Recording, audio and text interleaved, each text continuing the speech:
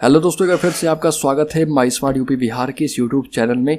दोस्तों, अगर आपने अब तक इस चैनल को सब्सक्राइब नहीं किया तो कर लें, जिससे कि आपको बिहार पेंशन से संबंधित हर एक छोटी बड़ी खबर लगातार मिलती रहे। दोस्तों, केंद्र की तर्ज पर बिहार सरकार भी नेशनल पेंशन स्कीम के तहत मृतक कर्मचारी की आश्रित को पुरानी पारिवारिक पेंशन योजना का लाभ दे सकती है। इसकी रूलबुक बनाने के लिए वित्त विभाग के सचिव की अध्यक्षता में एक कमेटी गठित कर दी गई है। सूत्रों की माने तो कमेटी अपनी रिपोर्ट जून के अंत तक राज्य सरकार को सौंप देगी।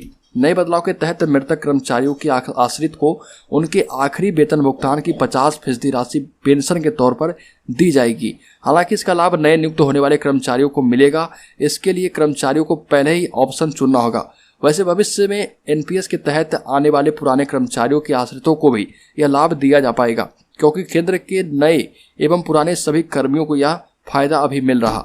गौरतलब है कि केंद्र ने एनपीसी के तहत आने वाले कर्मचारियों की मृत्यु होने पर उनके आश्रितों को पुरानी पेंशन योजना के तहत मिलने वाली पारिवारिक पेंशन देने के लिए पेंशन नियम में संशोधन किया है। कोरोना संक्रमण के कारण केंद्र सरकार ने अपने कर्मचारियों की सेवा शर्तों में कई बदलाव किए हैं। ऐसा ही एक बदलाव पेंशन से भी जुड़ा है। मौत होने की स्थिति में अब पेंशन पाने के लिए 7 साल की न्यूनतम सर्विस की शर्त रखी गई है।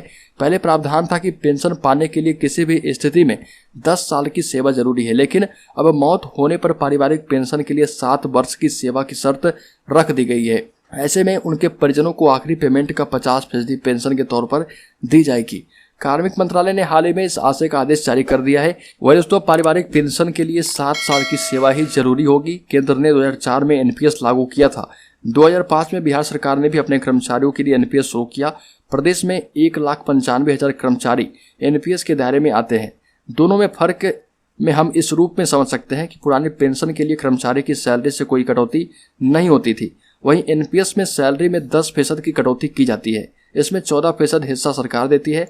पुरानी पेंशन योजना में जीपीएफ की सुविधा होती थी, लेकिन एनपीएस में यह नहीं है। पुरानी पेंशन योजना में रिटायरमेंट के समय की सैलरी की करीब आधी राशि पेंशन में मिलती थी और हर 6 महीने में महंगाई भत्ते का लाभ भी दिया जाता था, लेकिन एनपीएस में ऐसा कोई लाभ नहीं मिलता है। एनपीएस में कर्मियों को रिटायरमेंट के समय कुल जमा राशि का 60% एक मुश्त दे दिया जाता है और शेष 40% को शेयर बाजार में निवेश कर दिया जाता है। तो ये दोस्तों, बिहार सरकार अब सोच रही है कि केंद्र की तर्ज पर बिहार में नेशनल पेंशन की तैयारी कर रही है और कर्मचारी की मौत होने पर आश्रित को पुराने पेंशन का लाभ मिलेगा। आश्रित को 7 साल तक बेसिक का 50% और महंगाई भत्ता बतौर पेंशन मिलेगा। 7 साल के बाद बेसिक का 30% और महंगाई भत्ता भी मिलेगा। तो दोस्तों, ये बहुत बड़ी खुशखबरी है। एनपीएस से ये बड़ा फायदा होने वाला है। तो दोस्तों, उम्मीद है कि आपको ये जानकारी पसंद आई हो। वीडियो पसंद आई तो वीडियो को लाइक करें, चैनल को सब्सक्राइब करके रखें, जिससे कि आपको बिहार पेंशन से संबंधित हर एक छोटी बड़ी खबर लगातार मिलती रहे।